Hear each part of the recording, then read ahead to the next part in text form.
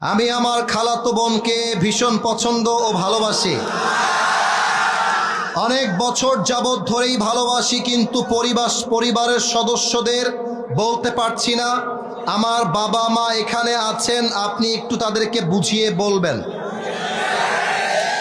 কিরে, তোর কি আমাকে ঘটক মনে হয় না? কিরে, আচ্ছা শোনো, আমি একটা কথা বলে দেই, কখনো বাবা মাকে না বলে বিয়ে করতে যাবা না, এটা আমি ফার্স্ট অফ অল বলে দিই। কারণ মেয়েদের মনটা কিছুটা আকাশের মতো, এই রোদ, এই বৃষ্টি, এই ঝড়, এই তো মনটা চেঞ্জ হয়ে গেল। অনেক মেয়ে বলবে তোমাকে ছাড়া কাউকে বিয়ে করতে পারবো না, মানে এমন একটা ভাব, তোমাকে বিয়ে না করতে পারলে মরেই যাবে। কিন্তু খেয়াল রাখবা, মেয়েরা কিন্তু বেটার অপশন খুব ভালো খুঁজতে পারে।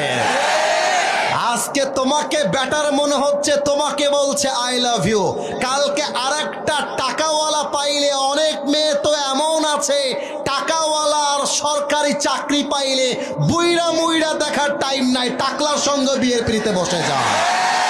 তবে সব মেয়েকে আমরা এক পাল্লায় মাপি না। আজও এই যুগে ফাতেমার চরিত্রে, খাদিজার চরিত্রে চরিত্রবান মেয়ে আছে না নাই? অতএব আমি বলবো, আগে বাপ মায়ের পা ধরবা, বলবা আব্বা अगर मुझे जिंदा देखना ता चाहते हो तो मुझे प्लीज शादी करा दो। আমি তো সব যুবকদেরকে মোটিভেট করে একটা কথা ঢাকাতেও বলেছিলাম, ঢাকাতে বলার পরে আজকে আবার বলছি, এটা আমার কথা মাইন্ডে নেওয়া যাবে না, আমি বুঝে বুঝে বলছি। যদি তোমার বাবাকে হাজার বোঝাবার পরেও তোমার বাবা বুঝতে না চায়, মাকে হাজার বোঝাবার পরেও যদি তোমার মা বুঝতে না চায়, যদি দেখো দেয়ালে পিঠটা ঠেকে গেছে, বাস দেয়ালে যদি পিঠ ঠেকে যায়, যেই মেয়েকে পছন্দ তাকে নিয়ে আসবা, তুমি যাবা একজন হুজুর নিয়ে আসবা, 3 কবুল বলে বিয়ে করে ফেলবা।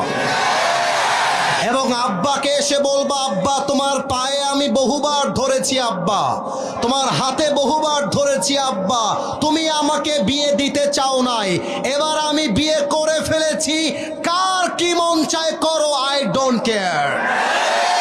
আরে যেই আব্বা আম্মা দেখছে আমার সন্তান জেনায় জড়িয়ে পড়েছে, আমার মেয়েটা হারাম সম্পর্কে জড়িয়ে পড়েছে, তাও যদি বাপ মা বিয়ে না দেয়, ওই বাপ মায়ের অনুমতি ছাড়া বিয়ে করাটা অনেক বেশি জরুরি যুবক ভাইরা আমার। এই জন্য আমি যুবকদেরকে বলবো, খালাতো বোন হোক আর মামাতো বোন হোক, সোজা গিয়ে প্রস্তাব দিবা, বিয়ে দিলে দিবে, না দিলে